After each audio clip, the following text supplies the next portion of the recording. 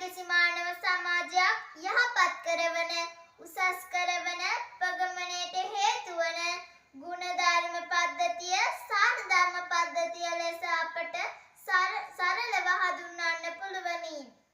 යාළුවනේ අපි දැන් බලමු අපි තුල ඇති කරගත යුතු ඒ හොඳ සාර ධර්ම ගුණධර්ම මොනවද කියලා. එනම් වැඩිහිටියන්ට ගරු කිරීම, මව්පියන්ට කීකරු වීම, අසරණයන් හට පිහිටවීම, පොදු දේපළ සුරැකීම වගේ දේවල් අපට සාර ධර්ම වලට ගන්න පුළුවන්.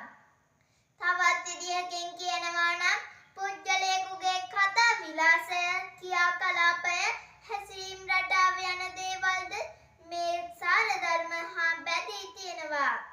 යාළුවනේ දැන් තේරෙනවා නේද? සාර ධර්ම තුලින් බිහිවන්නේ විනයක් රැඳුණු පුද්ගලයෙකු බව. පුද්ගලයෙක් සාර ධර්ම හා උගත්කමින් පරිපූර්ණ වූ කල ඔහු තුල ඉතා වටිනාකමක් තියෙනවා. රටක් සංවර්ධනයට භෞතික පරිසරය පමණක් නොව ජීවත් වන මිනිසුන්ගේ හැදියාවද සාර ධර්මද ඉවහල් වෙනවා.